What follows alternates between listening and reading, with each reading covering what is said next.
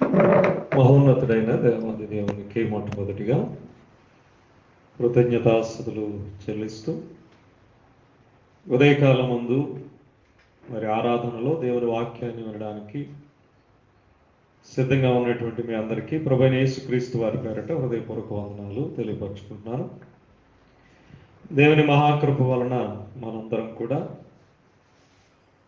గతించిన కాలం అంతా కూడా దేవుని కృపలో భద్రం చేయబడి మరలా ఒక నూతనమైనటువంటి మరి దినాన్ని దేవుడు మనకు అనుగ్రహించటం, అత్యంత ముఖ్యంగా మన జీవితాల్లో మరి ఒక మారు దేవుని ఆరాధించుకునేటటువంటి శుభ సమయాన్ని క్రీస్తు ప్రభువారి యొక్క పునరుత్థాన దినముగా ఈ ఆదివారాన్ని మనకి ఇవ్వడాన్ని బట్టి మరి దేవాది దేవునికే మహిమ ఘనత ప్రభావాలు నేను చెల్లిస్తూ ఈరోజు ఆరాధనలో దేవుని వాక్యము చేత మిమ్మల్ని బలపరచడానికి, నన్ను నేను బలపరచుకోవడానికి ఈ సమయం ముందు నేను వాక్యాన్ని బోధించడానికి సిద్ధంగా ఉన్నాను.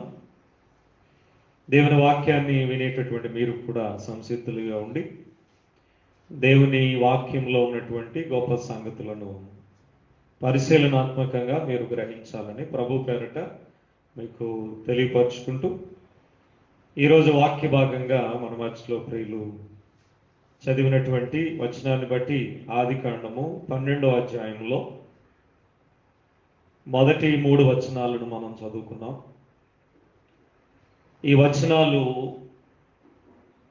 చదువుతున్నప్పుడు మనకు వెంటనే అర్థమయ్యే విషయం ఏంటంటే, మహాదేవుడు ఆనాటి మరి పితరులలో గొప్పవాడైనటువంటి అబ్రహాముతో దేవుడు మాట్లాడుతున్నటువంటి మొట్టమొదటి మాటలు, లేదు అనంటే దేవుడు అబ్రహామును పిలుచుకున్నటువంటి పిలుపులో భాగంగా దేవుడు అబ్రహాముతో మాట్లాడుతున్నటువంటి విషయాలు ఇవన్నీ కూడా.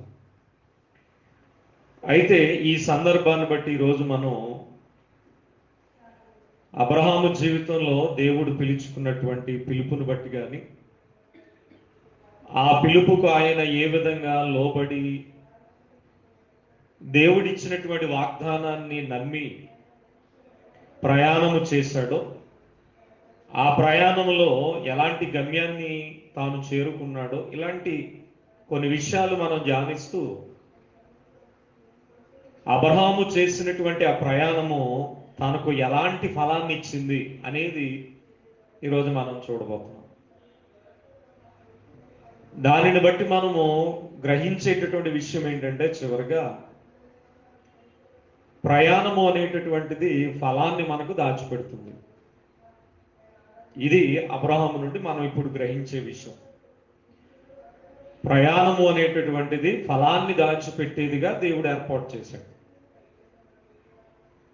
అనే విషయాన్ని మనము నేర్చుకోబోతున్నాం ఈ సమయం ముందు. దానికి గాను మొట్టమొదటిగా ఆదికాండం 12వ అధ్యాయం మొదటి వచనంలో ఉన్న భాగాన్ని మరొకసారి మనం చదువుదాం. ఇక్కడ యెహోవా దేవుడు మాట్లాడుతున్నటువంటి మాట ఏంటంటే, యెహోవా ఆయన మాట్లాడుతున్నాడు అబ్రహాముతో, నీవు లేచి నీ దేశము నుండి, నీ బంధువుల యొద్ద నుండి, నీ తండ్రి ఇంటి నుండి బయలుదేరి నేను నీకు చూపించు దేశమునకు వెళ్ళు. ఈ మాటను మనం క్షుణ్ణంగా పరిశీలన చేసినప్పుడు దేవుడు అబ్రహాము ఎదుట ఒక ఆలోచన పెడుతున్నాడు, ఒక పిలుపును పెడుతున్నాడు.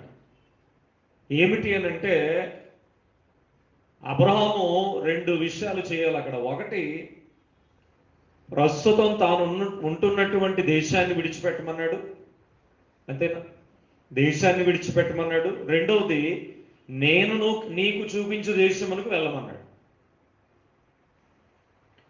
ఇక్కడ ఈ రెండింటి మధ్యలో ఉన్నది ఏమిటి అని మనం ఆలోచన చేసినప్పుడు, అంటే తానున్నటువంటి దేశాన్ని విడిచిపెట్టి దేవుడు చూపించేటటువంటి దేశానికి వెళ్ళడానికి ఈ రెండింటి మధ్యలో అబ్రహాముకి దేవుడు ఏర్పాటు చేసింది ఏంటి అని అంటే ప్రయాణం. అంతేనండి. ఇప్పుడు ఆ దేశాన్ని విడిచిపెట్టాడు, విడిచిపెట్టి అక్కడే ఉన్నాడు అనుకోండి, విడిచిపెట్టినట్ట కాదు. విడిచిపెట్టి అక్కడే ఉన్నాడు అనుకోండి, మరలా అక్కడ దేవుడు అన్నాడు, నేను నీకు చూపించే దేశమునకు వెళ్ళమన్నాడు. వెళ్ళగలడా? వెళ్ళండి. అంటే అక్కడ తానున్నటువంటి దేశాన్ని విడిచిపెట్టి దేవుడు చూపించేటటువంటి దేశానికి వెళ్ళాలి అని అంటే తాను ఖచ్చితంగా ఈ కొన నుండి ఆ కొనకు ప్రయాణం చేయాలన్నా, అంతే, ప్రయాణం చేయాలి. అంటే అబ్రాహాము గ్రహించింది ఏంటి అని అంటే, దేవుడు నన్ను పిలుచుకున్నాడు, నా దేశాన్ని విడిచిపెట్టమన్నాడు, నా బంధువర్గాన్ని విడిచిపెట్టమన్నాడు, నేను నీకు చూపించే దేశానికి వెళ్ళమన్నాడు. అంటే నేను ఇప్పుడు ఏం చేయబోతున్నానంటే ప్రయాణం చేయబోతున్నాను. మొట్టమొదటిగా అబ్రహాము జీవితంలో తాను నిశ్చయించుకున్నది ఏంటంటే, నేను దేవునితో కలిసి ప్రయాణము చేయబోతున్నాను, ఇంకా వెళ్ళలేదు కానీ చేయబోతున్నాను అనేది మొట్టమొదటిగా తన యొక్క హృదయంలో అబ్రహాము నిశ్చయించుకున్నాడు. కాబట్టి దీన్ని బట్టి మనం గ్రహించాల్సిన విషయం ఏంటి అని అంటే, ఇలాగ అబ్రహాము జీవితం నుండి మనం గ్రహించాల్సిన విషయం ఏంటంటే, నేడు మనం కూడా ప్రయాణంలో ఉన్నామేమో అనే ఆలోచన ఒకసారి మదిలో పెట్టుకోవాలి. దేవుడు మనకు కూడా వాగ్దానం చేసినటువంటి విషయాలను మనం ఆలోచన చేసినప్పుడు ఆయన రాజ్య నివాసులుగా మనం చేసుకున్నాడు, మనందరికీ తెలుసు. ఒకసారి కొలస్సీలకు రాసినటువంటి పత్రిక మొదటి అధ్యాయము, కొలస్సీలకు రాసినటువంటి పత్రిక మొదటి అధ్యాయము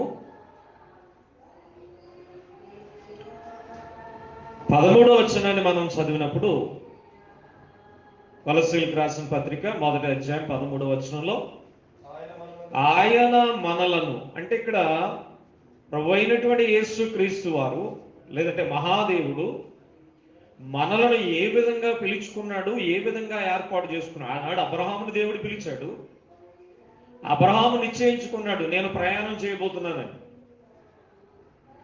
ఎప్పుడైతే ఈ ప్రయాణము చేస్తున్నానని నిశ్చయించుకున్నాడో తాను ఆ ప్రయాణంలో కొనసాగడు లేదనే విషయాన్ని నేను మాట్లాడతాను. అయితే ఇప్పుడు మన దగ్గరకు వచ్చాం, అంటే క్రైస్తవులుగా మనం కూడా ఏమైనా ప్రయాణాన్ని కలిగి ఉన్నవారమా అని ఆలోచన చేస్తూ ఈ మాట చదువుతున్నాం అన్నమాట.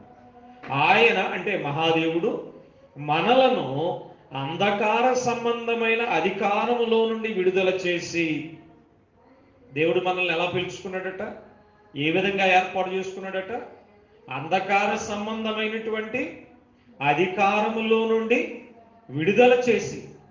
అంటే దాని అర్థం ఏంటి? అంధకార సంబంధమైనటువంటి బ్రతుకు నుండి ప్రభు మనల్ని ఏం చేశాడట, విడుదల చేశాడు. అంటే ఆ అంధకార సంబంధమైన ఆ పాప సంబంధమైనటువంటి జీవితాన్ని విడిచిపెట్టేలా ప్రభు మనకు సహాయం చేశాడు. అంతేనా? విడిచిపెట్టు అంటే ఇక్కడ మనం విడిచిపెట్టాల్సిందేంటి? అంధకారం. అంతేనా? అంధకార సంబంధమైనటువంటి పాపాన్ని విడిచిపెట్టాలనేటటువంటి మనసు. అక్కడ అబ్రహాముని ఏం విడిచిపెట్టమన్నాడు? నీ దేశాన్ని, నీ బంధువులు. ఈరోజు మనల్ని ఏం విడిచిపెట్టమని ఇక్కడ దేవుడు మాట్లాడుతున్నాడు? అంధకార సంబంధమైనటువంటి అధికారం నుండి విడుదల పొందమంటున్నాడు, విడిచిపెట్టమంటున్నాడు. ఇక్కడ దీన్ని బట్టి మనం అర్థం చేసుకోవాల్సింది ఏంటంటే, మనం కూడా దేవుని పిలుపులో భాగంగా కొన్ని విడిచిపెడుతున్నాము, విడిచిపెట్టాల్సినటువంటి అవసరం ఉంది అనే విషయం మనకి ఇక్కడ అర్థమైపో. అయితే విడిచిపెట్టాము సరే, మరి విడిచిపెడితే మరి మళ్ళా గమ్యం ఎక్కడికి? అబ్రహాము దేశాన్ని విడిచిపెట్టాడు, దేవుడు నేను చూపించే దేశానికి వెళ్ళమన్నాడు. అబ్రహాముకు తెలిసింది, నేను ఈ దేశాన్ని విడిచిపెట్టి మరొక దేశానికి నేను వెళ్ళాలి, ఇదిగో ప్రయాణం చేయబోతున్నాను. ఇప్పుడు క్రైస్తవులుగా మనం పాపాన్ని విడిచిపెట్టామంట, మరి ఎక్కడికి ప్రయాణం చేయబోతున్నాం అనే ప్రశ్న మనకు రావాలి. చెప్పేశాడు దేవుడు. ఆనాడు అబ్రహాముకు గమ్యాన్ని చూపించిన దేవుడే ఈరోజు క్రీస్తునందు మన పాపములను మనం విడిచిపెడితే మరి ఎక్కడికి నీ గమ్యం అంటే అక్కడే చెప్పేశాడు. తాను ప్రేమించిన తన కుమారుని యొక్క రాజ్య నివాసులుగా నిన్ను నన్ను చేసుకున్నాడు. అంటే ఇప్పుడు మన గమ్యం ఎక్కడికి అనంటే క్రీస్తు ప్రభు వారి యొక్క రాజ్యములోనికి మనం వెళ్ళడానికి దేవుడు మనకు గమ్యాన్ని, అంటే ఏమి విడిచిపెట్టాం? అబ్రహాము ఏమి విడిచిపెట్టాడు? తన దేశాన్ని విడిచిపెట్టాడు. ఎక్కడికి వెళ్ళాడు? దేవుడు చూపించే దేశానికి వెళ్ళాడు. అప్పుడు అబ్రహాముకు అర్థమైంది ఏంటి అంటే, నేను ఇందులో ఉన్నాను, నేను ఏం చేయడానికి సిద్ధపడ్డాను? ప్రయాణం చేయడానికి సిద్ధపడ్డాను అంటే ప్రయాణంలో ఉన్నానని అర్థమైపోయింది. ఈరోజు మనకు అర్థం కావాల్సిన విషయం ఏంటంటే, నేను ఒకనాడు పాపంలో ఉన్నాను, దేవుడు నన్ను పాపమును విడిచిపెట్టమన్నాడు. సో నేను పాపాన్ని విడిచిపెట్టాను. విడిచిపెట్టిన తర్వాత దేవుడు అక్కడే ఉండమనలేదు, కానీ నన్ను తన రాజ్య నివాసం వైపుగా చూడమన్నాడు. మనకు గమ్యాన్ని ఏర్పాటు చేశాడు. అంటే క్రైస్తవుడు కూడా ఎందులో ఉన్నాడు అనమాట? ప్రయాణంలో ఉన్నాడు అన్నమాట. అంతే కదా. అది అబ్రహాము చేసిన ప్రయాణం అయితే ఈరోజు మనం చేసేది కూడా ప్రయాణమే. అబ్రహాము చేసిన ప్రయాణం భూ సంబంధమైనటువంటి దేశాల మధ్య జరిగిన ప్రయాణం అయితే, ఈరోజు మనం చేసే ప్రయాణం పాపము నుండి దేవుని పరిశుద్ధత వైపుగా, లేకపోతే ఈ లోకము నుండి అంధకారము నుండి దేవుని యొక్క రాజ్యం వైపుగా. కనుక ఈరోజు మనం కూడా ప్రయాణం చేసే వారంగా ఉన్నాం అనే విషయాన్ని మనం అర్థం చేసుకోవడానికి ఇష్టపడాలి. అలాగే మనకు అర్థం కావాలి. అబ్రహాముకు ఆనాడే అర్థమైపోయింది నేను ప్రయాణంలో ఉన్నానని. అందుకే అబ్రహాము జీవితాన్ని మరికొంత ఎక్కువగా మనం పరిశీలన చేద్దాం. చూడండి, అదే 12వ అధ్యాయం ఆదికాండంలో అబ్రహాము తన ప్రయాణాన్ని ప్రారంభించాడు. ప్రారంభించిన తరుణంలో తాను అర్థం చేసుకున్నటువంటి విషయం ఇక్కడ పరిశుద్ధాత్మ దేవుడు మాట్లాడుతున్నారు. ఏమనంటే 12వ అధ్యాయము 1వ వచనాన్ని మనం చదివాం కదా. చదివిన తర్వాత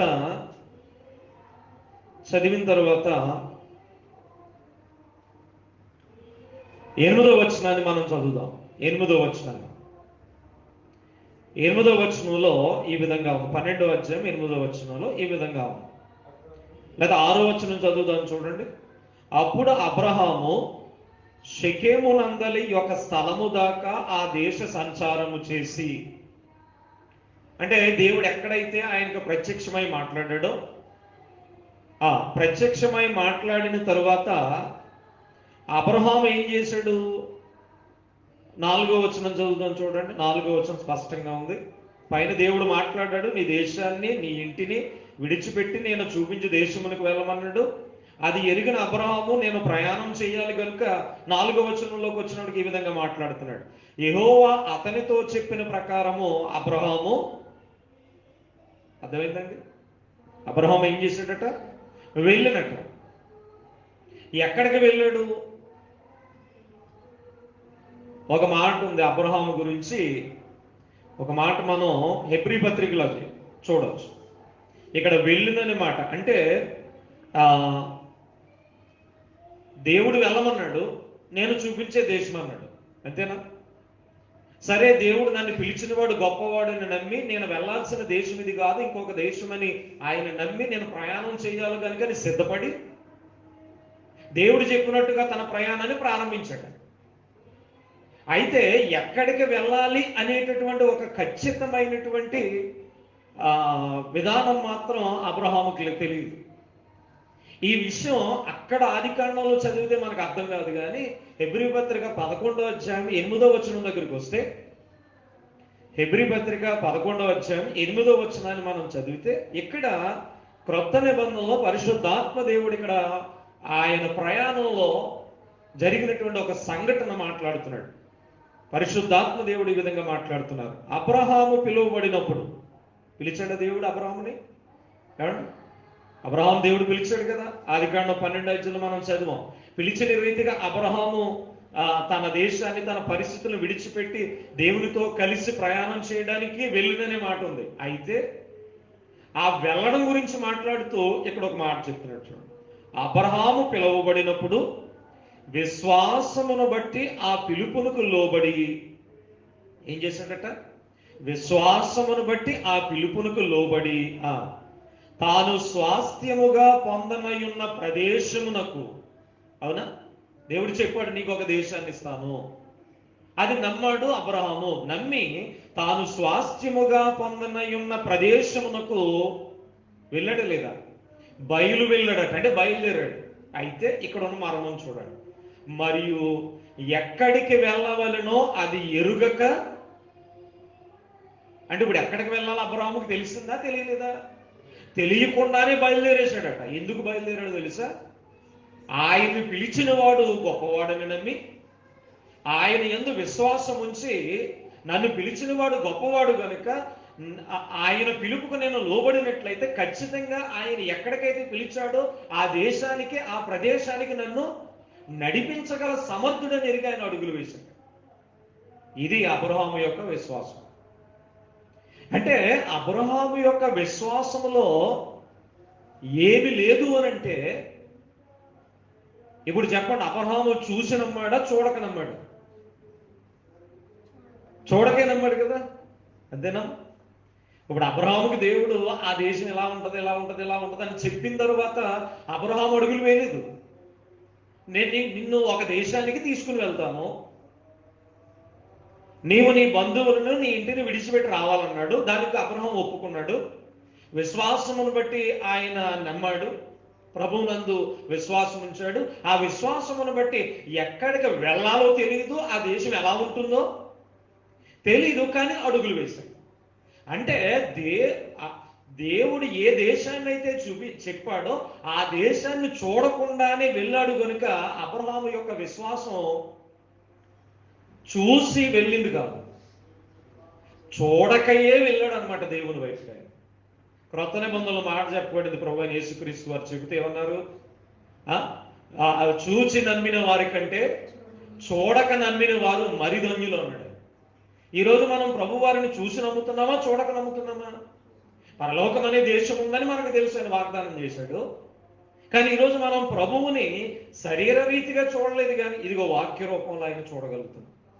అబ్రహాము చేసిన పని కూడా ఇదిగో మన విశ్వాసాన్ని పోలుందన్నమాట. లేకపోతే అబ్రహాము విశ్వాసం మన విశ్వాసాన్ని పోలుందన్నమాట. మిగిలిన వారందరూ చూసి వెళ్ళిన వారైతే, ఆనాడు అబ్రహాము చూడకయే దేవుని యొక్క పిలుపుకు లోబడి ఎక్కడికి వెళుతున్నానో అనే విషయం తెలియకుండా ఆ ప్రయాణంలో ఆయన ముందుకు కొనసాగాడు. అందువల్లనే అక్కడ ఆదికాండం 12:4 దేవుని పిలుపుకు లోబడి ఆయన ఏం చేశాడట? యెహోవా అతనితో చెప్పిన ప్రకారము అబ్రహాం ఏం చేశాడమ్మా? వెళ్ళెను అనే మాట ఉంది. వెళ్ళెను అనే మాట ఉంది. తరువాత అంటే ఇప్పుడు ప్రయాణాన్ని ప్రారంభించడా లేదా? అంటే ప్రయాణములో ఉండేటటువంటి భారం ఎలాంటిదో, ప్రయాణములో దాగి ఉన్నటువంటి విశేషమైన విషయం ఏంటి ఈరోజు మనం ధ్యానిస్తున్నాం అబ్రహాము జీవితం నుండి.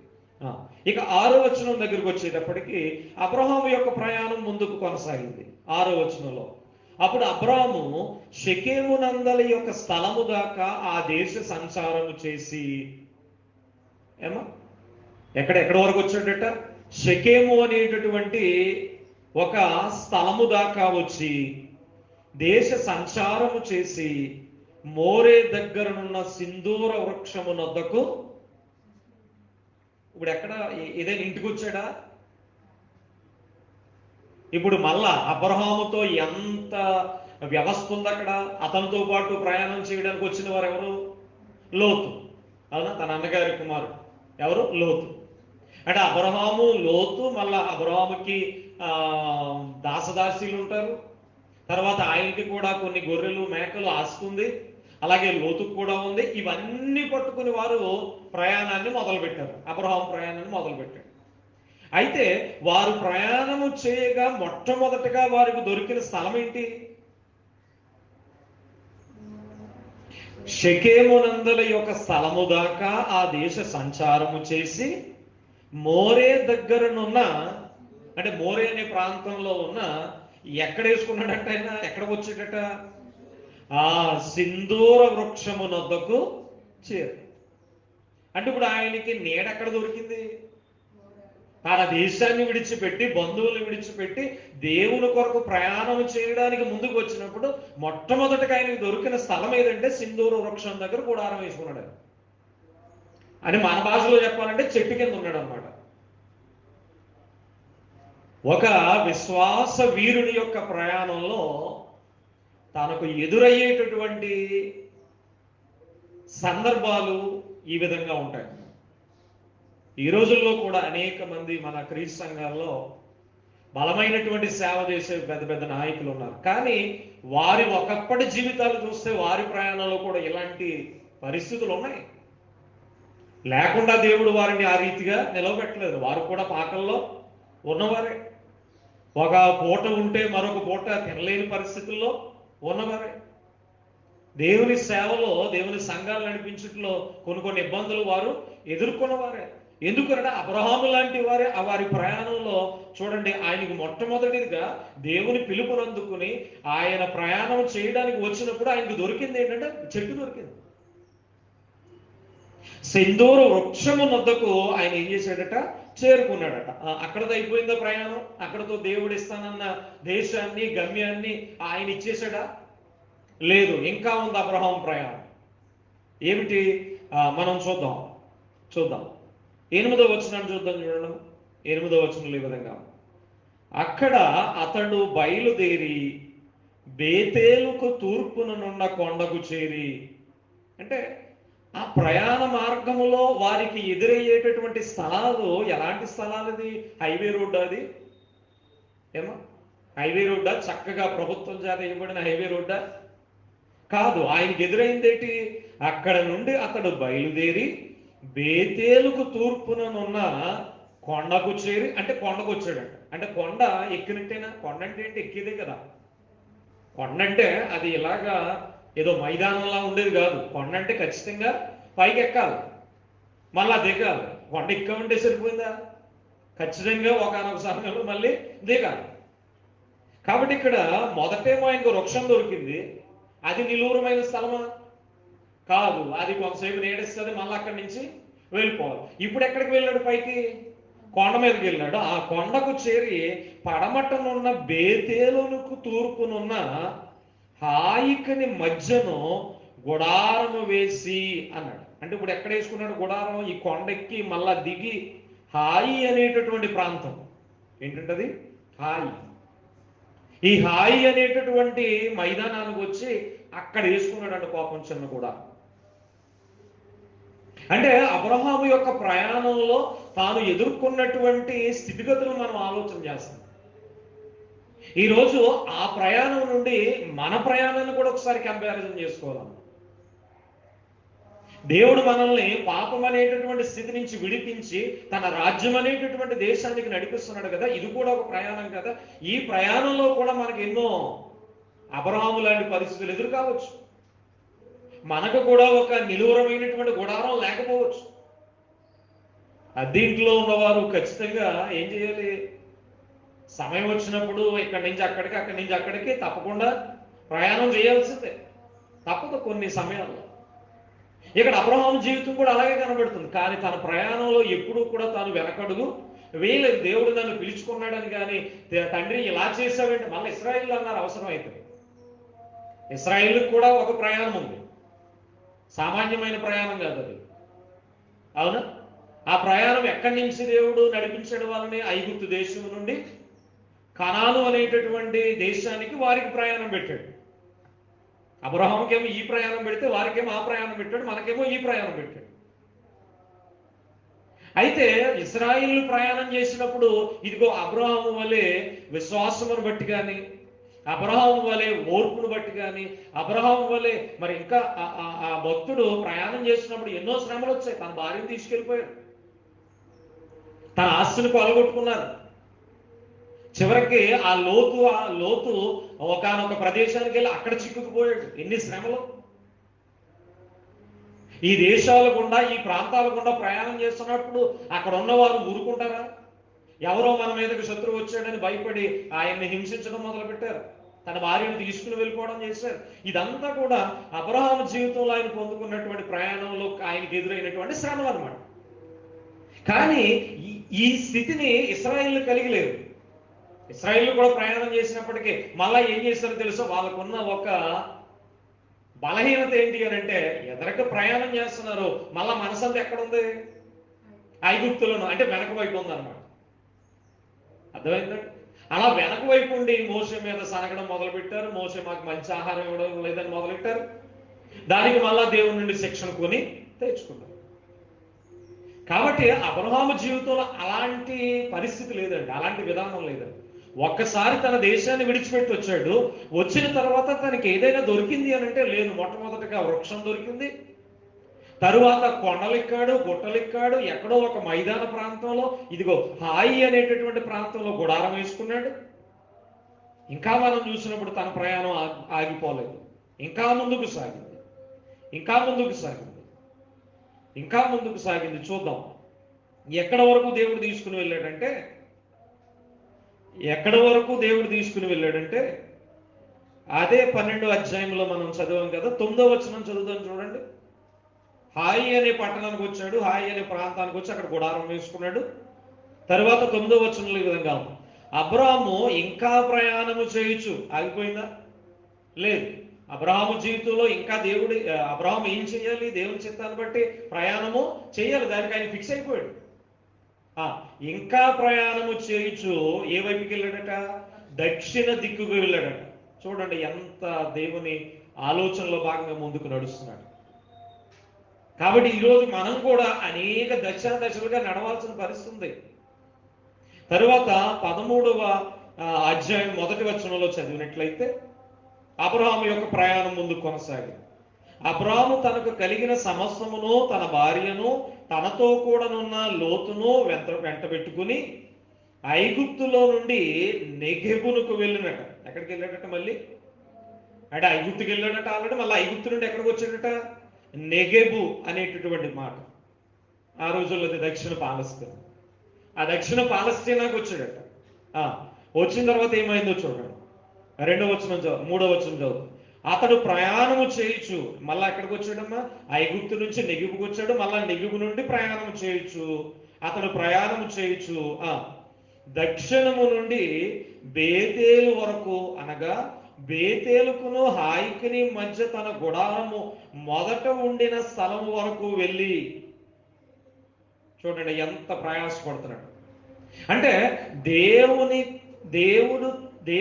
దేవుడిచ్చినటువంటి గమ్యాన్ని సాధించడానికి దేవుడు ఏదైతే దేశానికి నడిపిస్తానన్నాడో ఆ దేశానికి వెళ్ళడానికి తాను చెయ్యని ప్రయాణం అంటూ ఏది లేదనమాట.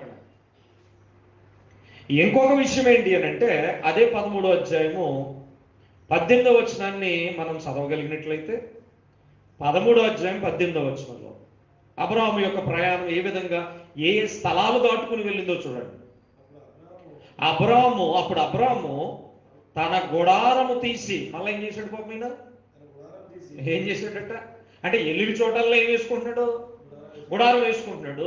కొండలెక్కుతున్నాడు, లోయలెక్కుతున్నాడు, ఐగుప్తుకి వెళ్ళాడు, మళ్ళా ఆ దేశానికి ఈ దేశానికి మధ్యలో చూసుకున్నాడు. ఇలాగ ప్రయాణం చేస్తున్న ప్రతి తరుణంలో కూడా ఏం తీసి ఏం వేసుకునేవాడు? గుడారం తీయడం, గుడారం వేయడం. 18వ వచనం, గుడారము తీసి హెబ్రోనులోని మమ్రే దగ్గరనున్న సింధూర వృక్ష వనములో దిగి అక్కడ యెహోవాకు బలిపీఠము. అంటే ఎందుకు అబ్రాహాము చేసినటువంటి ఈ ప్రయాణ ప్రదేశాలను మీకు చూపెడుతున్నానంటే నాకు అర్థమైంది ఏంటంటే నిజంగా అబ్రాహాములో ఉన్నటువంటి విశ్వాసము ఈ ప్రయాణాలు చేస్తున్నప్పుడు ఎలా డెవలప్ అయిపోయిందంటే నీకు వచనాన్ని చూపెడతాను. అంటే ఒకవైపు ప్రయాణం చేస్తున్నాడు, ఇన్ని చోట్లకు తిరుగుతున్నాడు, ఇన్ని ప్రదేశాలు తిరుగుతున్నాడు. ఆ దేశానికి వెళ్ళి మళ్ళీ అక్కడ వేసుకుంటున్నాడు గుడారం, మళ్ళీ అక్కడ తీసి ఇక్కడ వేసుకున్నాడు, ఇక్కడ తీసి అక్కడ వేసుకుంటున్నాడు. విచిత్రం ఏంటంటే ఎక్కడికి వెళ్ళాలో తెలియదు. చూడండి, ఎక్కడికి వెళ్ళాలో తెలియదు. పోనీ ఎక్కడికి వెళ్ళాలో తెలిస్తే ఈ మార్గం కూడా వెళ్ళిపోతాడు, అడిగడికి వెళ్ళిపోతాడు. ఇప్పుడు ఎక్కడికి వెళ్ళాలో తెలియదు, కానీ అక్కడక్కడే తిరుగుతున్నాడు. అక్కడి నుంచి అక్కడికి వెళ్తున్నాడు, మళ్ళీ అక్కడి నుంచి ఇక్కడికి. నిజంగా చూడండి, మనం వెళ్ళాల్సిన గమ్యం మనకు తెలుసు, కానీ ఏదో ఒక చిన్న జంక్షన్ దగ్గర మనం రూట్ మర్చిపోయాం అనుకోండి, మనకి ఎలా ఉంటుంది? అసలు ఇప్పుడున్న రోజుల్లో అయితే రోడ్లన్నీ మంచి సమానంగా ఉంటాయి. తర్వాత మనకు అన్నీ ఉన్నాయి, అడ్రస్ చెప్పే వాళ్ళు ఉన్నారు, అడ్రస్ కరెక్ట్గా చెప్పే పరిస్థితులు ఉన్నాయి. అవసరమైతే మనం గూగుల్లో కూడా చూసుకుంటాం. అయినా కూడా ఏదో ఒక 4 రోడ్ల జంక్షన్లో మిస్ అయిపోయి వెళ్ళిపోయాం అనుకోండి, ఒక 5 కిలోమీటర్ల ఎదురుకి. అక్కడికి వెళ్ళిన తర్వాత తెలిసినప్పుడు మనకి ఎలా ఉంటుంది? మళ్ళా వెనక 5 కిలోమీటర్లు వచ్చి మళ్ళా అక్కడి నుంచి మనం అనుకున్న గమ్యానికి వెళ్ళినప్పుడు అక్కడికి చేరుకున్న తర్వాత మన యొక్క పరిస్థితి ఎలా ఉంటుంది చెప్పండి? అక్కడ మనల్ని ఎవరైనా మాట్లాడించారనుకోండి, ఇసుకుపోతాం, ఇసుకొచ్చేస్తుంది. ఎందుకంటే ఆ శ్రమ, ఆ కష్టం, ఆ చెమట పట్టడం, ఇంకా ఓర్పు సహనం ఇలాంటివన్నీ ఉండవు కనుక అవసరమైతే మన ఇల్లు అనుకోండి కేకలు కూడా వేస్తాం. ఎందుకనంటే ఆ ప్రయాణంలో మనకు వచ్చినటువంటి విసుగుదల. కానీ ఇక్కడ ఈయన గుడారం వేసుకున్నాడు. ఒకవైపు తన సమస్త ఆస్తి ఉంది, ఆ గొర్రెలు ఉన్నాయి, మేకలు ఉన్నాయి, పోనీ ఆయన ఒక్కడైనా, తన భార్య ఉంది, మళ్ళా వాళ్ళిద్దరైనా మళ్ళీ లోతున్నాడు. ఎంతమంది చేత ఆయన నడిపించబడి నిజంగా అక్కడ ఒకసారి ఆ పిక్చర్ ఆలోచన చేసుకోండి. సారమ్మ మరి అడిగిందో లేదో ఇన్ని, ఏమంటే ఎక్కడికి వెళ్తున్నాం మనం? అవునా? ఇక్కడ తీసి మళ్ళీ అక్కడికి వెళ్తున్నారు, అక్కడ తీసి మళ్ళీ ఇక్కడికి వెళ్ళి మళ్ళీ అక్కడి నుంచి ఇక్కడికి వస్తున్నారు, ఏంటి మీకు అని అడుగుండొచ్చేమో పాపం. అడిగిందో లేకపోతే ఆయన అడుగుజాడలో నడిచింది అని అంటే అడుగుజాడలో నడిచింది అనుకోండి, కనీసం లోతైన అడగాలి. నాన్న లేకపోతే డాడీ ఏంటిది నన్ను ఇలా తీసుకెళ్తావు, కనీసం ఎక్కడికి వెళ్తున్నావు తెలుసా నీకు? కానీ అబ్రహాము ఏ దేవుణ్ణి అయితే నమ్మారో అక్కడ లోతు కానీ సారమ్మ కానీ ఆ దేవుని పిలుపుకి లోబడి అబ్రహాము గుండా ప్రయాణం చేశారు, కడవరకు ప్రయాణం చేశారు. లోతు ఒకవేళ మధ్యలో పక్కదారి పట్టినా మళ్ళా వెనక్కి వచ్చి అబ్రహాం దేవుడు వారిద్దరిని కలిపాడు. ఎందుకు అనంటే వారు కూడా ఎవరిని చూశారనమాట? దేవుణ్ణి చూశారు, దేవుని పిలుపులో పడ్డారు. కాబట్టి ఇక్కడ అబ్రహాము జీవితం నుండి మనం ప్రయాణం నుంచి నేర్చుకోవాల్సింది ఏంటంటే, ఎంత సుదీర్ఘమైనటువంటి ప్రయాణం అబ్రహాము చేసినప్పటికీ ఎక్కడా కూడా ఆయన ఓర్పును సహనాన్ని కోల్పోకుండా దేవుడు ఏదైతే వాగ్దానం చేశాడో ఆ వాగ్దాన ఫలాన్ని ఆయన ఇవ్వగల సమర్థుడని ఎరిగి ప్రయాణం చేశాడు. ఆ ప్రయాణంలో తాను విజయాన్ని సాధించాడు. ఇక్కడ ఇంకొక ముఖ్యమైన విషయం చెప్తున్నాను. అంటే తన ప్రయాణంలో తను నేర్చుకున్నది ఏంటంటే శ్రమ ఓర్పు కలిగి ఎదురు చూశాడు తప్ప ఎక్కడ కూడా దేవుని దూషించినా అసలు అడిగిన పరిస్థితి లేదండి. మనమైతే కనీసం అడుగుతాం, అసలు అబ్రహాం అడిగిన పరిస్థితే. అందుకే ఈరోజు బైబిల్ గ్రంథం అంతట్లోనూ కూడా విశ్వాస వీరుడు ఎవరు అంటే మొట్టమొదట మన నోటి నుంచి వచ్చే మాట అబ్రహాం. ఇక్కడ ఇంకొక ఆలోచన మీ మధ్యలో పెడతాం. ఎలాగున ప్రయాణం చేస్తున్నప్పుడు ఎలాగున తన గుడారాన్ని ఇక్కడ తీసి అక్కడ వేయడం, అక్కడ తీసి అక్కడ వేయటం, ఇక్కడ ఉంటే కొన్నాళ్ళు మళ్ళీ అక్కడి నుంచి ఎక్కడికి వెళితే ఇంకా అబ్రహాముకి అర్థమైంది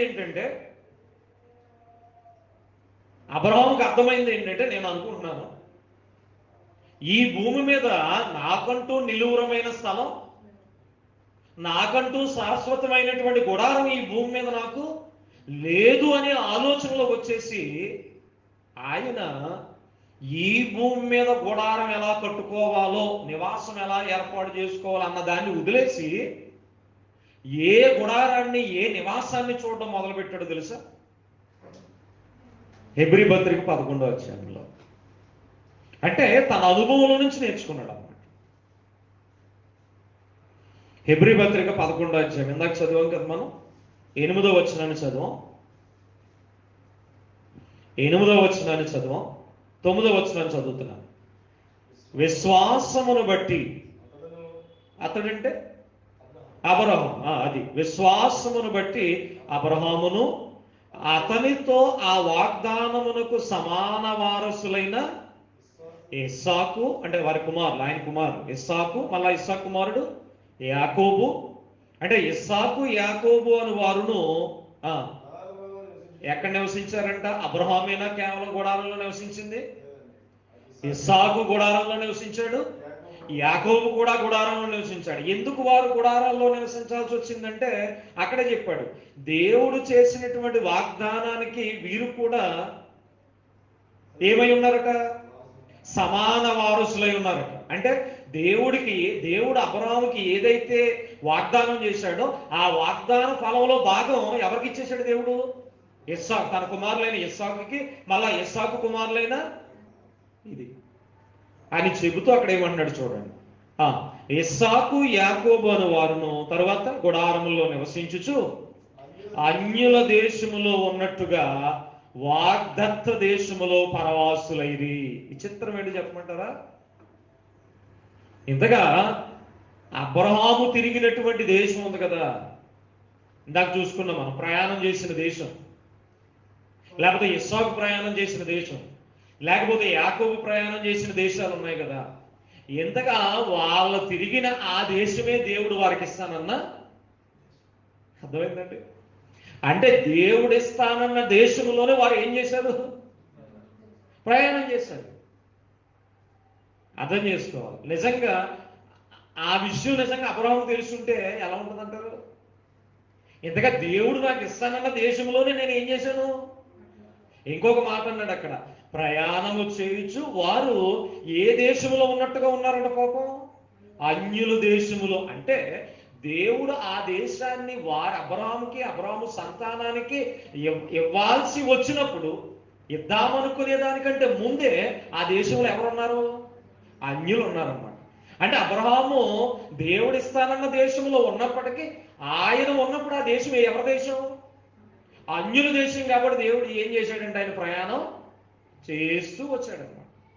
అయితే ఈ ప్రయాణం నుండి ఆయన నేర్చుకున్న గొప్ప విషయం ఏంటంటే, దేవుడు ఎందుకు అక్కడే ఆయన అలా తిప్పాడంటే, ఎందుకు అక్కడే ప్రయాణం చేయించాడంటే, చూడండి మంచి పాఠాన్ని నేర్పిస్తున్నాడు అబ్రహాముకి. ఈరోజు మనం నేర్చుకోవాల్సిన పాఠం ఇది. ఏలయనగా ఎందుకు వారు ఆ విధంగా నివసించారంటే, ఎందుకు అన్యుల దేశంలో వారు పరవాసులు అయ్యారంటే, ఏలయనగా దేవుడు దేనికి శిల్పియు నిర్మాణకుడై ఉన్నాడో పునాదులు గల ఆ పట్టణము కొరకు అబ్రహాము. అంటే ఇప్పుడు అబ్రహాము యొక్క గమ్యం దేవుడిస్తానన్న భూ సంబంధమైన దేశమా? చెప్పండి. ఇప్పుడు అబ్రహాము యొక్క గమ్యం, అబ్రహాము చేసిన ప్రయాణం, అబ్రహాము యొక్క ఆలోచన మారిపోయిందండి మొత్తం. అంటే దేవుడు నాకు ఏదో ఈ భూ సంబంధమైన దేశాన్ని ఇవ్వడానికి ఈ ప్రయాణాన్ని చేయమని నాకు చెప్పలేదు. మరి ఎందుకు ప్రయాణం చేయిస్తున్నాడు? ఆయన నేర్చేసుకున్నాడు. ఏమి నేర్చుకున్నాడంటే, దేవుడు నాకు ఇస్తానన్న దేశం ఈ భూ సంబంధమైన దేశం కాదు. ఒకవేళ ఈ భూ సంబంధమైన దేశమే అయితే నాకు ఇచ్చేయాలి కదా, ఇంత ప్రయాణం చేస్తున్నాను. కానీ ఇంత ప్రయాణం చేసినా నా గుడారాన్ని ఏం చేయాల్సి వస్తుంది? నేను మార్చుకోవాల్సి వస్తుంది. అలాంటప్పుడు నాకు ఈ భూమి మీద ఇక్కడ నిలువరమైనటువంటి గుడారం లేదని అన్నాడు. ఇంకొక మాట ఏంటంటే, ఈ భూ సంబంధమైన దేశాన్ని ఇవ్వడానికి దేవుడు నన్ను పిలుచుకోలేదని అర్థమైపోయింది. అర్థమైపోయి ఏ దేశాన్ని చూడడం మొదలెట్టాడట? దేవుడు దేనికి శిల్పియు నిర్మాణకుడై ఉన్నాడో పునాదులు గల ఆ పట్టణం కొరకు అబ్రహాము. ఇప్పుడు అబ్రహాము జీవితాన్ని, మన జీవితాన్ని ఒక్కసారి పక్కకు పెట్టుకుంటే, దేవుని చేత నిర్మాణం చేయబడినటువంటి ఆ పట్టణం ఏంటి? పరలోకం. ఇదేనండి. అంటే ఆ పరలోక పట్టణాన్ని ఈ రోజు మనం చేరుకోవడానికి మధ్యలో దేవుడు ఎన్ని పెట్టాడు మనకి. అవునండి. యేసు ప్రభువు ద్వారా ఎన్ని ఆయనే మార్గంగా పెట్టాడు, ఆయన బోధనిచ్చాడు. అవునా? తీర్పులో కూడా నేనే ఉంటాను రా బాబు రండి అన్నాడు. పరలోక గుమ్మం దగ్గర నేనే ఉంటాను రండి అన్నాడు. ఇన్ని ఏర్పాట్లు దేవుడు చేసిన, ఎన్ని రుజువులు దేవుడు మనకి ఇచ్చిన, ఈరోజు ఆ పరలోక పట్టణాన్ని చూడగలిగేటటువంటి మనసు ఈరోజు ప్రజలకి లేదని దేవుని కృపను బట్టి మనం చూడగలుగుతున్నాం. కానీ అబ్రహాముకి ఏముంది? అసలు ఆ పరలోకం ఉందనేది తెలియదు, కానీ భూమి మీద తిరిగేస్తున్నాడు. ఈ ప్రయాణంలో తాను నేర్చుకున్నది ఏంటంటే, అనుభవపూర్వకంగా నేర్చుకోవడం అంటే అదే భక్తి. తాను జ్ఞానాన్ని బట్టి, అంటే దేవుడిచ్చినటువంటి ఆలోచనని తన మదికి అప్లై చేసుకున్నాడు అన్నమాట. తన మదికి అప్లై చేసుకుని తాను నేర్చుకున్నది ఏంటంటే, నేను ఎంత ప్రయాణం చేస్తున్నాను కానీ దేవుడు చూపించిన దేశానికి వెళ్ళలేదు. అంటే అప్పుడు అబ్రహాంకి అయింది ఏంటంటే, దేవుడు ఇస్తానన్న దేశం ఇది కాదు, నేను చేరాల్సిన గమ్యం ఇది కాదు. ఇంకొకటి నేర్చుకున్నాడు, పోనీ ఈ దేశంలో నాకు ఫలానా గుడారం దేవుడు ఏమైనా ఫిక్స్డ్గా పెట్టాడంటే లేదు, గుడారాన్ని కూడా మార్చేస్తున్నాడు. ఆ సందర్భాన్ని బట్టి అబ్రహాము గ్రహించింది ఏంటంటే, నేను చేసే ప్రయాణం ఇక్కడికి కాదు, నాకు దేవుడిస్తానన్న గుడారం, దేవుడిచ్చే గుడారం ఇక్కడది కాదు, నాకు దేవుడిస్తానన్న దేశం ఇది కాదు. ఇది అబ్రహాముకి అర్థమైంది. అబ్రహాము అర్థం చేసుకుని క్రీస్తు ప్రభు లేనప్పుడే తన విశ్వాసాన్ని ఎంత దూరం తీసుకెళ్ళిపోయాడంటే, దేవుడే నిర్మాణకుడు, శిల్పి అయినటువంటి ఆ పునాదులు గల పట్టణం కొరకు ఏం చేశాడట? ఆయన ఎదురు చూశాడు. ఇంక ఎదురు చూసి తన ప్రయాణ మార్గాన్ని కూడా మార్చేసుకున్నాడు. అర్థమైందండి? తన ప్రయాణ మార్గాన్ని కూడా మార్చేసుకున్నాడు. తన ప్రయాణం చేసేటప్పుడు తన మనసు కూడా మారిపోయింది. ఎలా మారిపోయిందో చెప్తున్నాను చూడండి.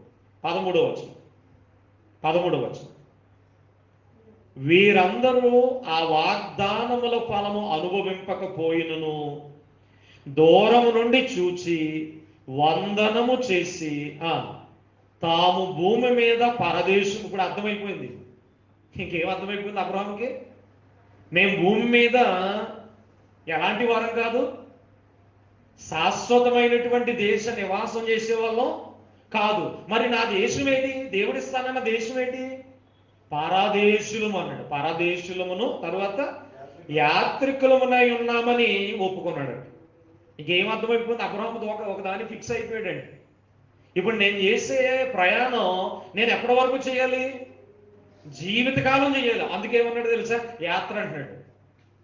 ఏమన్నాడు? చివరికి తన ప్రయాణాన్ని యాత్ర అండి. యాత్రికుడికి ఒక స్థిరమైనటువంటి ప్లేస్ ఏదైనా ఉంటుందా? యాత్ర చేసే వాళ్ళకి ఏమన్నా టూర్ వెళ్తూ ఉంటారు కదా, మనమే టూర్ వెళ్తూ ఉంటాం.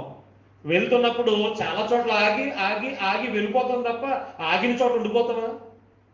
ఇంకా అబ్రహాముకి అర్థమైంది ఏంటంటే దేవుడు నన్ను పిలుచుకున్నాడు, కానీ దేవుడు నాకు ఇస్తానన్న దేశం ఇది కాదు కనుక ఇప్పుడు అబ్రహాము మనసులోకి ఏమొచ్చేసిందంటే నేను ఇంకా చేయాల్సింది ఏంటంటే జీవితాంతం యాత్ర చేయాలంతే. అంటే జీవితకాలం నేను ఏం చేయాలి? ప్రయాణం చేయాలి. ఎందుకు ఈ యాత్ర, ఈ ప్రయాణం అంటే నేను వెళ్ళే దేశం ఈ దేశం కాదు, కానీ ఏ దేశానికి నేను వెళ్ళబోతున్నాను? పరలోకం అనేటటువంటి శాశ్వతమైన దేశానికి నేను వెళ్ళబోతున్నానని అబ్రహాము తన విశ్వాసాన్ని బట్టి గ్రహించేసుకున్నాడు. అంత గొప్ప స్థాయిలో ఆయన విశ్వాసం ఉంది గనుకే ఇదిగో ఆదికాండము మొదలు, ధర్మశాస్త్రము మొదలు, ప్రవక్తలు మొదలు, యేసుక్రీస్తు ప్రభువారి మొదలు, అపోస్తులు మొదలు, నేటి మన వరకు కూడా అబ్రహాము గురించి మాట్లాడుకోలేని వ్యక్తి, అబ్రహాము గురించి మాట్లాడుకోలేని సంఘం, అబ్రహాము గురించి మాట్లాడుకోలేనటువంటి క్రైస్తవుడు ఎవరైనా ఉన్నారా? కారణం ఏంటంటే తన విశ్వాసం వేటిని చూసింది అక్కడ మనకు అర్థమైంది. కాబట్టి అబ్రహాము తాను చేసినటువంటి ప్రయాణంలో తాను గ్రహించిన విషయం ఏంటంటే తనకు ఒక స్థిరమైనటువంటి గుడారంగానే నివాసంగానే ఈ భూమి మీద లేదు అనే కన్క్లూజన్కి వచ్చేసాడు. వచ్చేసి 16వ వచనంలో చూడండి, అయితే వారు మరి శ్రేష్టమైన దేశమును అనగా పరలోక సంబంధమైన దేశమును, ఇంకే దేశం కావాలని అడుగుతున్నారట వీళ్ళు. అబ్రహాం ఇంకే దేశాన్ని అడుగుతున్నాడట. అర్థమైపోయింది దీనికి. ఇంకా నాకు దేవుడు ఏ దేశాన్ని ఇవ్వబోతున్నాడు? పరలోక పట్టణాన్ని ఇవ్వబోతున్నాడు. ఇంకా నేను దేవుణ్ణి ఇదిగో నాకు ఐగుప్తు ఇవ్వు, ఏమండి, లేకపోతే నాకు కనాను దేశాన్ని ఇవ్వు, లేకపోతే నాకు ఈ పక్కన ఉన్నటువంటి బేతేలు ఇవ్వు, ఈ పక్కన ఉన్నటువంటి లేకపోతే వేరే పట్టణాలను ఇవ్వని అడగట్లా. లోతు వెతికి వెళ్ళాడు, మధ్యలో పడిపోయాడు. లోతు వెతుక్కున్నదేంటి? సొదొమకు ఎంత వెతికినా ఎంత తిరిగినా, ఈ అబ్రహాము కూడా తిరిగినా ఒక దేశం అంటూ ఏమీనికి లేదు, జీవితకాలం ఈయనతోనే తిరగాల్సి వస్తుంది అని బహుశా ఆలోచించుకున్నాడేమో. ఆలోచించుకుని ఎక్కడికి వెళ్ళాడు? ఈ సొదొమ గుమొర్రా అనే పట్టణం, మంచి దేశం కనబడింది పట్టణం, అక్కడికి వెళ్ళిపోయాడు.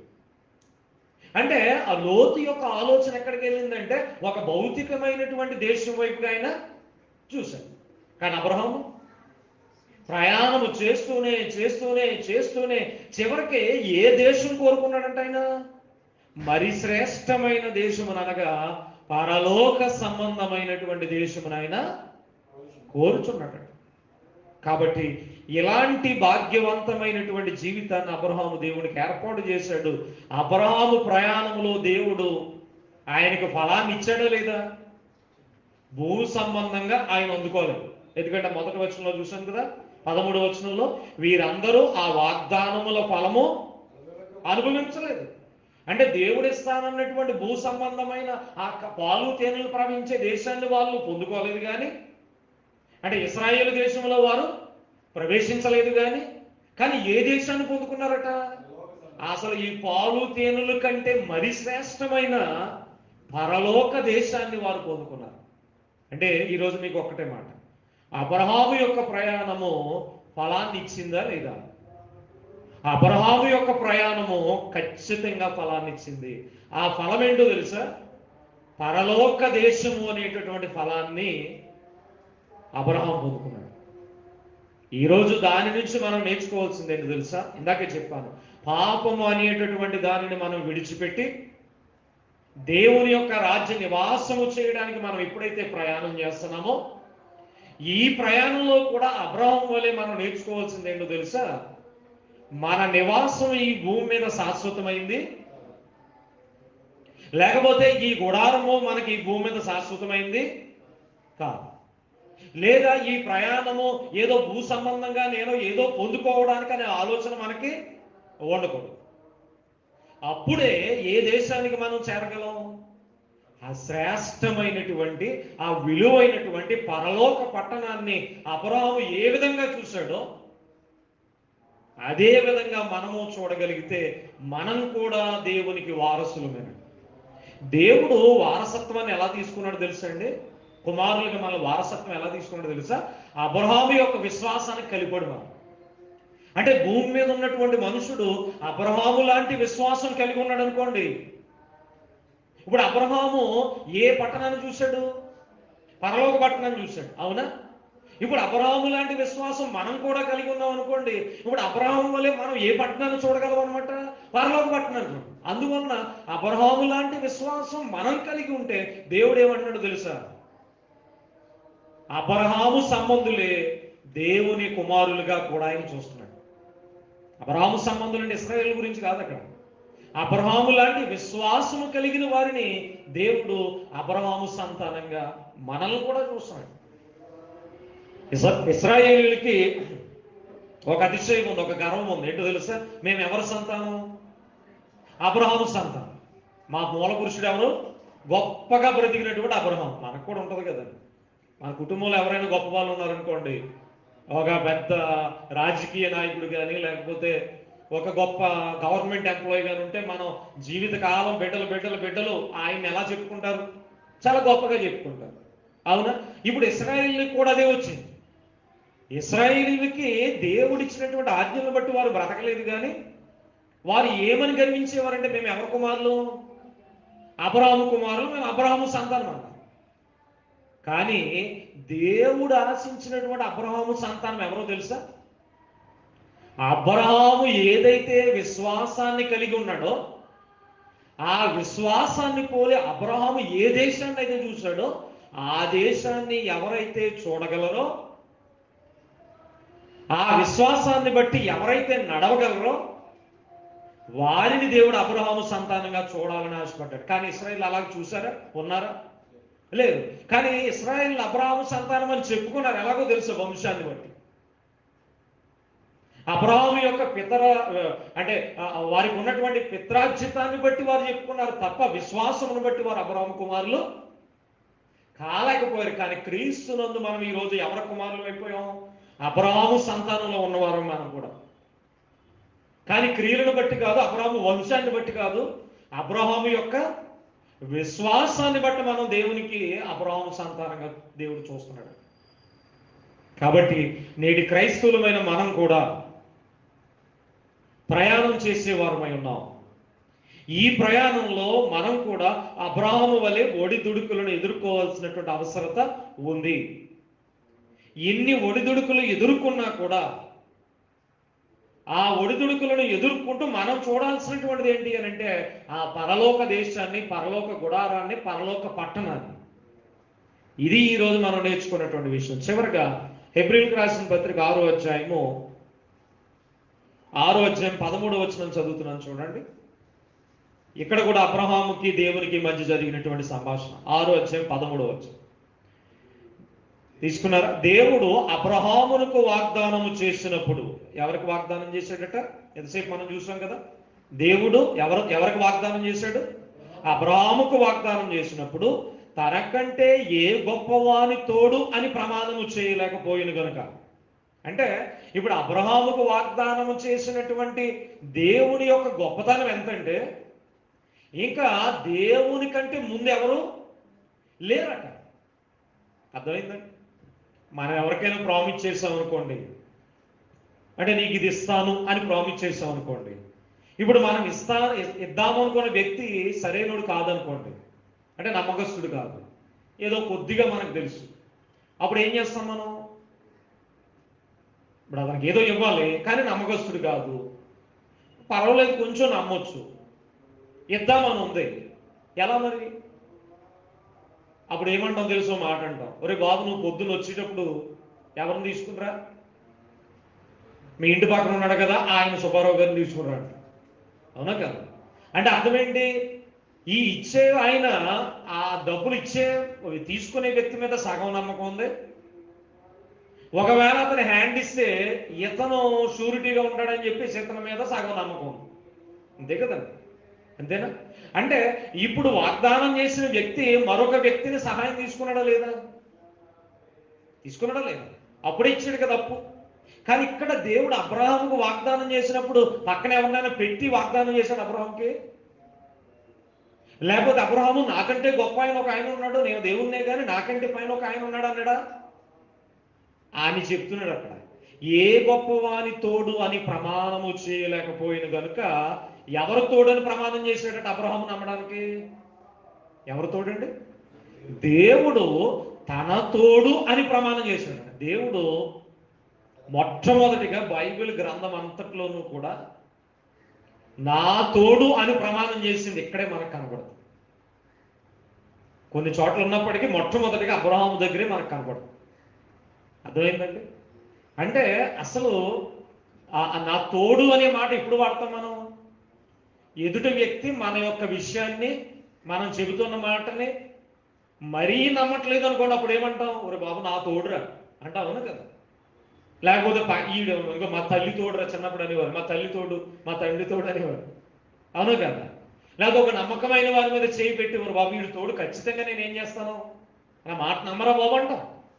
ఇప్పుడు ఇక్కడ దేవుడు అలా ఎవరి మీద పెట్టలేదు, కానీ ఎవరి మీద వేసుకున్నాడంటే ఆయన తన మీద తోడేసుకుని, అబ్రహాము నీకు వాగ్దానం చేసినవాడు గొప్పవాడు అంటే సామాన్యమైన వాడు కాదు అని తన మీద తోడు వేసుకుని ఏం చేశాడంటే అబ్రహాముకి తన తోడు అని ప్రమాణము చేసి, నిశ్చయముగా నేను నిన్ను ఆశీర్వదించును, నిశ్చయముగా నిన్ను విస్తరింపచేతునని చెప్పాను. ఓకే, ఇప్పుడు దేవుని వాగ్దానం నమ్మదగిందేనా కాదా? ఎవరు తోడు అని ప్రమాణం చేశాడు? ఏకంగా దేవుడు నా తోడు అని ప్రమాణం చేసుకుని అబ్రహాముకు వాగ్దానం ఇచ్చాడు. ఇప్పుడు అబ్రహాము ఏం చేశాడు చూడండి 15వ వచనంలో. ఆ మాట నమ్మి అతడు ఓర్పుతో సహించి ఆ వాగ్దాన ఫలము. అర్థమైందండి? ఇప్పుడు వాగ్దానం చేసిన వాడు నమ్మదగిన వాడని నమ్మాడు. నమ్మి ఎక్కడికైతే దేవుడు వెళ్ళమన్నాడు ప్రయాణం చేశాడు. ఆ ప్రయాణములో తాను విజయం సాధించడానికి ఇప్పటి వరకు చెప్పుకున్నాం, ఆ పరలోకం అనే దేశాన్ని చూడడానికి తన విశ్వాసం అంత గొప్పగా తయారవడానికి కారణం ఏంటంట? ఆ మాట నమ్మి అతడు ఓర్పుతో సహించి. ఈ మాట దేవుడు చేసిన వాగ్దానాన్ని నమ్మాడట. ఆ నమ్మినటువంటి మాటను ఓర్పుతో సహనంతో ముందుకు తీసుకువెళ్ళాడు. ఇప్పుడు చెప్పండి, అబ్రహాము యొక్క ప్రయాణం ఈజీగా కొనసాగిపోయిందా? అబ్రహాం ఇక్కడ కూడా అన్ని అక్కడ వేసుకుని ఇన్ని ప్రయాణాలు చేసినప్పుడు మరి ఆయనలో ఎంత ఓర్పు, ఎంత సహనం, ఆ విధంగా ఆయన ముందుకు వెళ్ళాడు కనుక చివరికి ఆయన ఏం ఫలం పొందుకున్నాడు? ఆ వాగ్దాన ఫలం పొందుకున్నాడు. కానీ వాగ్దాన ఫలం పొందుకున్నాడా? అంటే భూ సంబంధమైన వాగ్దాన ఫలం అయినా పొందుకోలేదు. అంటే పాలు తేనెలు ప్రవహించేటటువంటి ఆ ఇశ్రాయేలు దేశంలో ఆయన ప్రవేశించలేదు, అప్పటికి చనిపోయాడు ఆయన. కానీ ఇక్కడ ఏమంటున్నాడు? వాగ్దాన ఫలాన్ని ఆయన పొందుకున్నాడు అన్నాడు. మరి ఏ వాగ్దాన ఫలం అది? అంటే దేవుడు నీకు ఈ దేశాన్ని ఇస్తానని అబ్రహాముకు చెప్పినప్పుడు అబ్రహాము ఏ దేశాన్ని చూడలేదు? ఈ భూ సంబంధమైన దేశాన్ని చూడలేదు. మరి ఏ దేశాన్ని చూశాడు? పరలోక సంబంధమైనటువంటి దేశాన్ని చూశాడు. ఇప్పుడు చెప్పండి, పరలోక సంబంధమైన దేశాన్ని చూడడానికి ఆయనకు అవసరమైంది ఏంటి?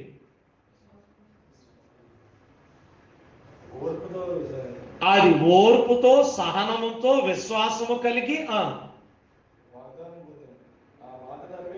విశ్వాసము కలిగి, ఓర్పు కలిగి, సహనము కలిగి ఉన్నాడు కాబట్టి దేవుడు పరలోక సంబంధమైన దేశాన్ని ఇచ్చాడా? అవన్నీ ఉండాలి కాదు. అది విశ్వాసము కలిగి, ఓర్పును కలిగి, సహించి ఏం చేశాడు? అక్కడ ప్రయాణం చేశాడు. ఎంతసేపు ఉంది? అదే కదా. ఏం చేశాడు? ప్రయాణము మామూలుగా చేయలేదండి. ప్రయాణం, ఆ ప్రయాణములో అన్ని శ్రమలను తట్టుకోవడానికి ఆయనకు అవసరమైందేంటి? ఒకటే మనకు కనబడుతుంది, విశ్వాసం అంటాం. కానీ విశ్వాసం ఆయనలో ఏం తీసుకొచ్చింది? ఓర్పు తీసుకొచ్చింది, సహనాన్ని తీసుకొచ్చింది. అప్పుడు ఆయన ఏం పొందుకున్నాడు? వాగ్దాన ఫలాన్ని పొందుకున్నాడు. అంటే ఇప్పుడు పరలోకం అనేటటువంటి వాగ్దాన ఫలాన్ని అబ్రహాము పొందుకోవడానికి ఆయనకు అవసరమైంది ఏంటో తెలుసా? విశ్వాసము, ఓర్పు, సహనముతో కూడినటువంటి. ఇప్పుడు చెప్పండి, అబ్రహాము యొక్క ప్రయాణం ఆయనకి ఏమిచ్చింది? ఫలాన్ని ఇచ్చింది, వాగ్దాన ఫలాన్ని ఇచ్చింది. ఆ వాగ్దాన ఫలం సామాన్యమైన ఫలం కాదు, పరలోకం అనే ఫలాన్ని ఇచ్చింది. ఇప్పుడు క్రీస్తునందు మనకి ఇంకా ఖచ్చితం చేయబడింది. క్రీస్తు సెకండ్ గ్యారంటీ ఇచ్చేసాడు, అక్కడి నుంచి వచ్చాడు ఆయన. ఇక మామూలు గ్యారంటీ కాదనమాట. ఇంకా ఖచ్చితంగా మనం ఏం చేయగలం? క్రీస్తునందు విశ్వాసం ఉంచితే చాలు, అక్కడికి అంత గొప్ప రుజువును మనకి ఇచ్చేశాడు. కాబట్టి ప్రభువైన యేసు క్రీస్తునందు ఉన్నటువంటి ప్రతి ఒక్కరూ కూడా ఎక్కడికి వెళ్ళగలరు? కాకపోతే అబ్రహాము లాంటి వారే ఆ దేశాన్ని చూడడానికి అంత ప్రయాణం చేస్తే, ఇప్పుడు క్రీస్తు ప్రభువును కలిగి ఉండి మనం ఏం చేయాలి? మరి ప్రయాణం చేయాలి. ఈ ప్రయాణంలో మనం ఆ దేశాన్ని చేరుకోవాలంటే మనకు కూడా ఏమవసరం? అబ్రహాము సంతానంగా ఉన్నాం కనుక మనకు కూడా విశ్వాసం కావాలి, మనకు కూడా ఓర్పు కావాలి, మనకు కూడా సహనం కావాలి. ఈ గుడారం తీసి ఇంకో దిక్కున వేసుకోవాలి. ఏమంటే ఈ నివాసం తీసుకుని మళ్ళీ ఇంకో దిక్కున, ఇప్పుడు ఇక్కడ వద్దంటే ఏం చేయాలి? మళ్ళా ఇంకో దిక్కున వేసుకోవాలి. అవునా? ఇప్పుడు ఇక్కడ గాలి చేయమంటే మళ్ళీ ఇంకో దిక్కు వెళ్ళాలి. అదనమాట. నిజంగా చెప్పాలంటే మనకు ఇంకో దిక్కున ఏదో దేవుడు ఏర్పాటు చేస్తాడు, వేరే విషయం. పాపం అబ్రహాము లాంటి ప్రయాణాలు కాదు. కాబట్టి ఒకటే, అబ్రహాము తన ప్రయాణంలో మంచి ఫలాన్ని పొందుకున్నాడు. ఈరోజు మన ఆత్మ సంబంధమైనటువంటి ప్రయాణంలో కూడా మన ఓర్పు, సహనము కలిగి జీవించగలిగినట్లయితే ఖచ్చితంగా పరలోకం అనేటటువంటి పట్టణ ఫలాన్ని మనం పొందుకోబోతున్నామనే విషయాన్ని ఈరోజు మీకు తెలియపరుస్తూ, ఈ మాటల ద్వారా మిమ్మల్ని హెచ్చరిస్తూ, అదే రీతిగా నన్ను నేను హెచ్చరించుకుంటూ, మనందరం కూడా ఈ క్రైస్తవ జీవితాలు కలిగినటువంటి మనందరం కూడా ప్రయాణం చేస్తున్నాం. ఈ ప్రయాణం ఈ లోక సంబంధమైనటువంటి దేశానికి కాదు, పరలోక సంబంధమైనటువంటి పట్టణానికి చేరుకోవడానికి అబ్రహాము లాంటి పోలినటువంటి విశ్వాసాన్ని, ఓర్పును, సహనాన్ని కలిగి మనం కూడా రానున్న రోజుల్లో క్రీస్తు ప్రభు మార్గముగా పరలోక పట్టణానికి చేరుకోవడానికి సంసిద్ధులుగా ఉండాలని. ఈ భూమి మీద ఈ శరీరం అనే గుడారం మరి శాశ్వతమైనది కాదని మనం నమ్మి మరణానికి కూడా ఆనందంగా వెళ్ళగలిగే స్థితి మనకు దేవుడు ఏర్పాటు చేయాలని కోరుకుంటూ, ఈ మాటలు విన్న మీ అందరికీ కూడా దేవుడు ఆయన యొక్క నిండు మెండు దీవెనలు అందించాలని ఆశిస్తూ ఈ మాటలు ముగిస్తున్నాను. ఈ మాటలు విన్నటువంటి మీ అందరినీ కూడా దేవుడు బహుగా దీవించి ఆశీర్వదించి ఆయన దీవెనలు అనుగ్రహించును గాక. ఆమేన్.